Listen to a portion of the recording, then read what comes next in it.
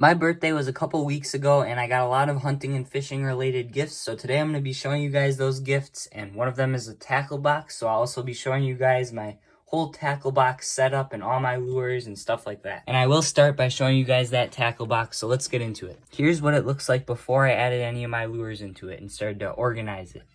Alright, so I've got it all organized, or at least for now. I'm definitely going to have more lures soon, and I'm going to continue to build on this, but for now, start here in the top.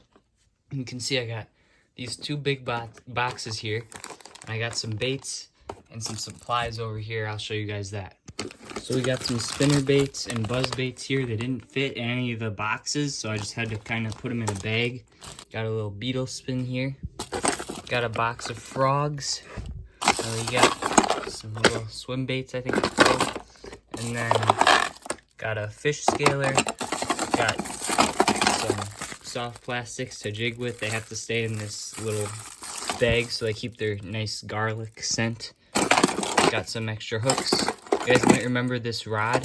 I made a video on it and I'll link it on the top of the screen, but I tried to catch a fish with a $1 fishing rod, and this is it. It's pretty awful, but I might as well hold on to it. So now taking a look at the top, I'll start with my bass lures here.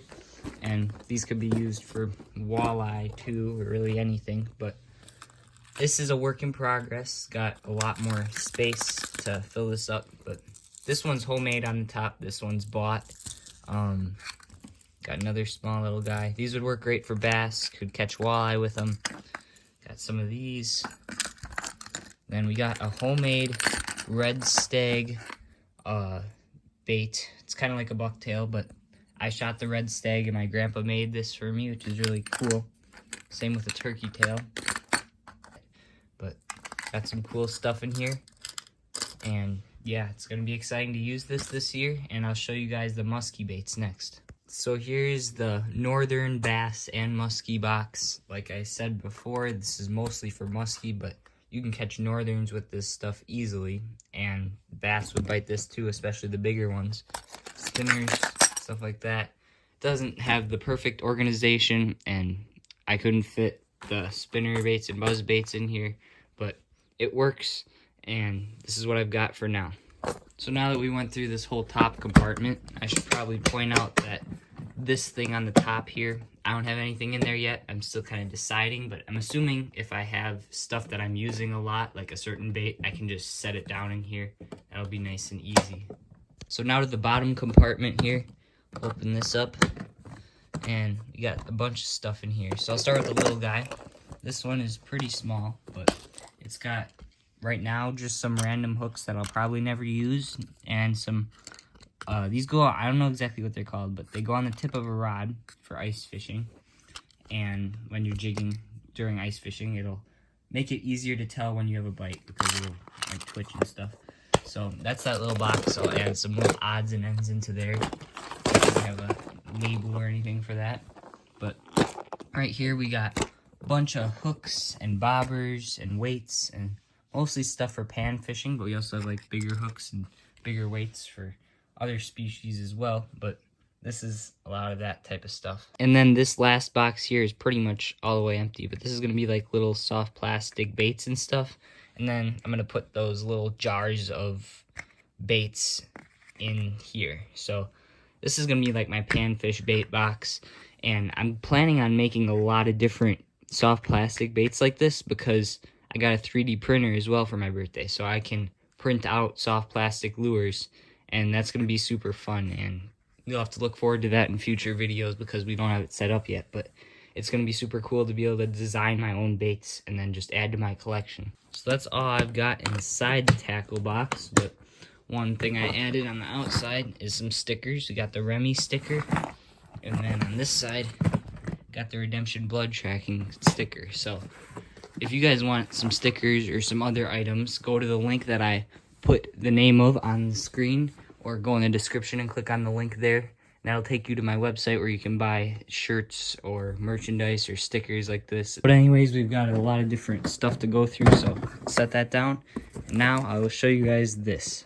This is a hunting camera. It goes on the tree and you can kind of move it around to angle it towards the deer. can kind of see it there. See if there's a better picture on here somewhere.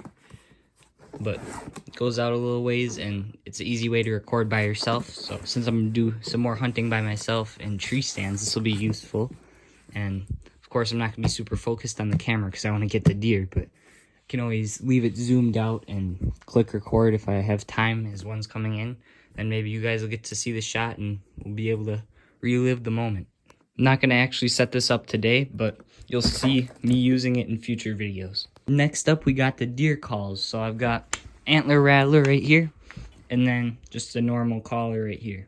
I haven't really practiced with this much. I've maybe blown on this like 5 times, and then this I've only tried like twice. So I'm gonna be practicing here, see how I sound now, and then you'll see how I sound in the future when I use it when I'm hunting. So here's one of my first tries with the antler rattler.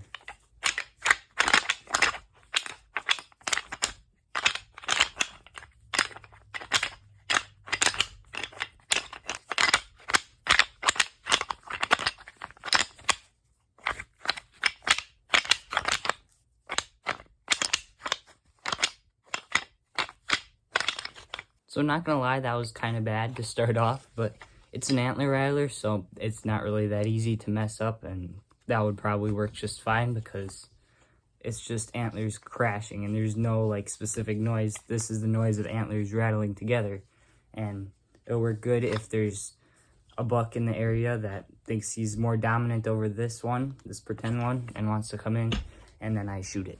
So now we'll move on to this one, the grunt call. This is kind of what it looks like, and if you take a close look, you can see you can change the mode to buck, doe, or fawn, so it's a pretty nice one, and you can go anywhere in the middle. So start with a really young one, and then we'll work our way up to a really big buck. Okay, now I'm going to switch it over to a little bit in between fawn and doe.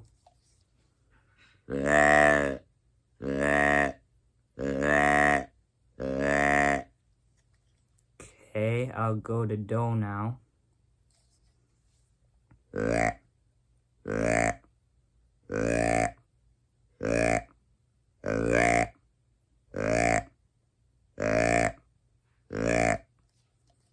Okay, then right between doe and bucks, this is either like a big old doe or a smaller size buck, medium size buck, and a giant.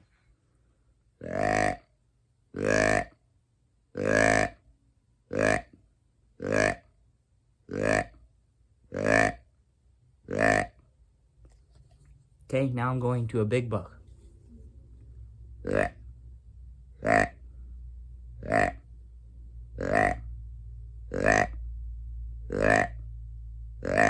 So that wasn't too bad, but it's not very hard to do either.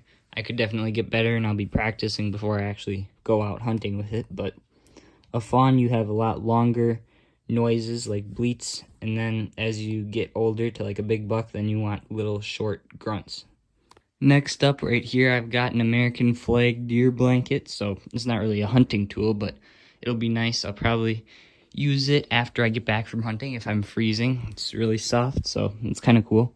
It's not a bed blanket, it's just a throw blanket, so pretty nice. Next up, I've got this cup, and you can see the super cool design here, but take a look at the other side, see something even cooler. It's got my name on it. It was a custom, and it's got a hook, it's got a crosshair, gun right there, and then this, like I said, super cool design on the back. Keeps stuff nice and warm, so close it up, and yeah, it's really nice. Like I said earlier, the last thing that I got that I'm not really able to show you yet because it's not set up is a 3D printer, and it's going to be pretty cool. They take a while to print things, so I'm going to probably make a future short or a couple of shorts showing you guys me making stuff with it, especially like baits. And you can make soft plastic baits, you can make like normal hard baits, you can make some cool stuff with it. So I'm excited for that. And that's it for this video. Those are the hunting and fishing related gifts I got this year for my birthday. And it was a great birthday, and also got some really cool gifts too. So it makes it even more exciting for hunting and fishing this year. So make sure to check out the videos on your screen if you want to see some past hunting and fishing things I've done. And make sure to stay tuned because fishing is pretty much here. There's going to be a lot of exciting stuff coming your way soon. But anyways, thanks for watching.